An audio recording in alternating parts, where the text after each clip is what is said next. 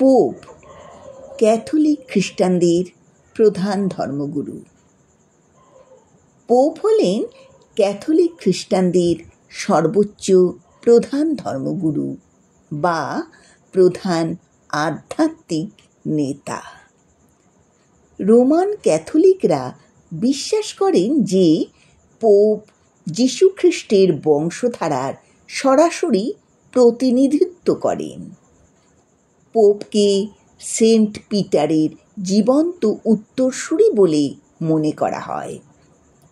যীশুখ্রিস্ট ধর্মপ্রচার শুরুর প্রথম দিকে যে কয়েকজনকে দীক্ষা দিয়েছিলেন, সেন্ট পিটার তাদের অন্যতম।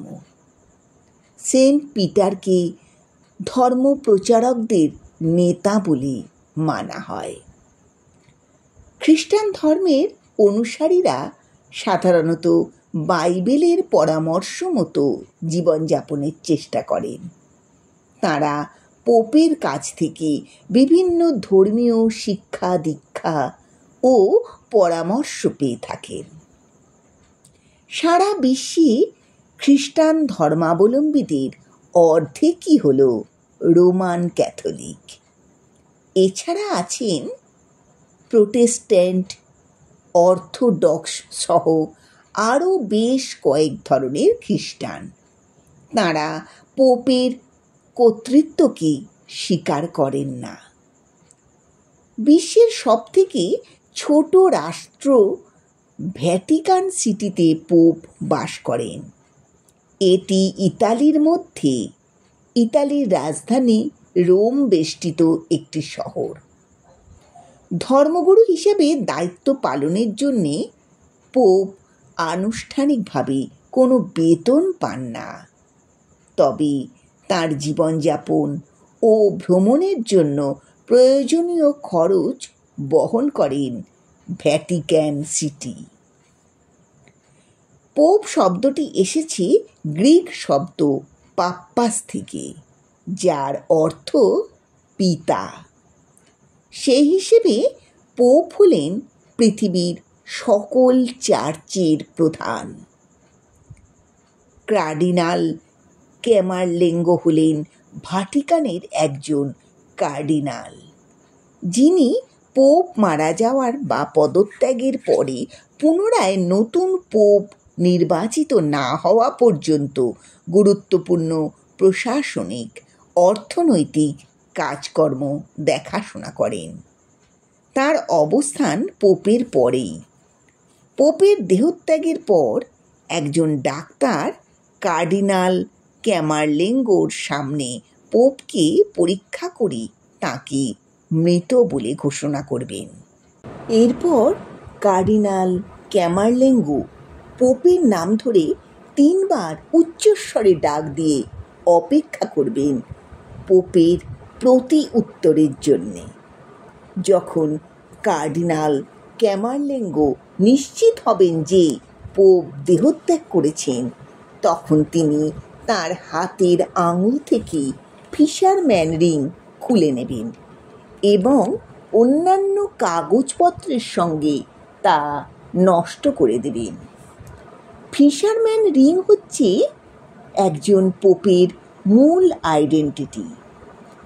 প্রত্যেক পোপের জন্যে আলাদা আলাদা রিং তৈরি হয় এবং তাঁর মৃত্যুর সাথে সাথে তা ধ্বংস করা হয়। প্রথম পোপ পিটার একজন ফিশারম্যান ছিলেন, সেখান থেকেই এই নামটি চালু হয়েছে। এরপর কার্ডিনাল ক্যামারলেঙ্গো পৃথিবীর সমস্ত দেশে থাকা কার্ডিনাল বা প্রধানদের কাছে পোপের মৃত্যু সংবাদ বা পদত্যাগের কথা জানিয়ে নতুন পোপ নির্বাচনের জন্যে ভ্যাটিকান শহরে উপস্থিত হওয়ার আবেদন জানান। সাধারণত 13 দিনের মধ্যে নতুন নির্বাচন হয়, তবে অবস্থা বিশেষে এই সময় আরও দীর্ঘতর হতে পারে। এই সময়কে শীতকালী বলে। পোপের মৃত্যুর পর 9 দিন ধরে চলে শোক পালন। এরপর শুরু হয় নতুন পোপের নির্বাচন পর্ব বা কনক্লেভ। বিভিন্ন দেশ থেকে উপস্থিত কলেজ অফ কার্ডিনালরা এই নির্বাচন প্রক্রিয়ায় অংশগ্রহণ করেন। পোপ নির্বাচনের ভোট অনুষ্ঠিত হয় চিত্রশিল্পী মাইকেল অ্যাঞ্জেলোর আঁকা বিখ্যাত সিস্টিন চ্যাপেলের ভিতর। কঠোর গোপনীয়তার সাথে সেখানে কার্ডিনালরা তাদের পছন্দের প্রার্থীকে ভোট দেন। পোপ পদটি যে কোনো রোমান ক্যাথলিক পুরুষদের জন্য উন্মুক্ত হলেও সাধারণত কার্ডিনালরা তাদের মধ্যে থেকেই নতুন পোপ নির্বাচন করেন। 80 বছরের বেশি বয়সী কার্ডিনালরা ভোট প্রক্রিয়ায় অংশগ্রহণ করতে পারেন না। তারা বিতর্কে অংশ নিয়ে মতামত জানাতে পারেন। পোপ নির্বাচিত হতে গেলে 2/3 ভোট পাওয়া বাধ্যতামূলক। যদি ভোট গণনায় দেখা যায় কোনো প্রার্থী 2/3 ভোট পাননি, তাহলে ভোট বাতিল হয়ে যায়। পুনরায় নতুন করে ভোট পর্ব শুরু হয়। ভোটের ব্যালট বা কাগজগুলি নির্দিষ্ট চুল্লিতে ফেলা হয়, তাতে রাসায়নিক মিশিয়ে পোড়ানো হয়।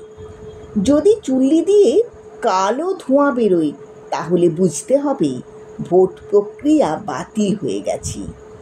আর চুল্লি দিয়ে সাদা ধোঁয়া বেরোনোর অর্থ নতুন পোপ নির্বাচিত হয়েছেন।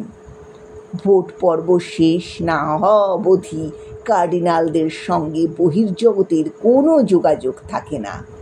তারা সম্পূর্ণ গোপনীয়তার শপথ নিয়ে এই নির্বাচন প্রক্রিয়ায় অংশ নেন। একজন প্রার্থী 2/3 ভোট না পাওয়া অবধি প্রতিদিন 4 দফা করে ভোট নেওয়া হয়। যখন একজন কার্ডিনাল প্রয়োজনীয় 2/3 ভোট পান, তখন তাকে জিজ্ঞাসা করা হয় তিনি তার নির্বাচন গ্রহণ করছেন কিনা। যদি তিনি গ্রহণ করেন, তাহলে তিনি পোপের জন্যে একটি নাম বেছে নেন।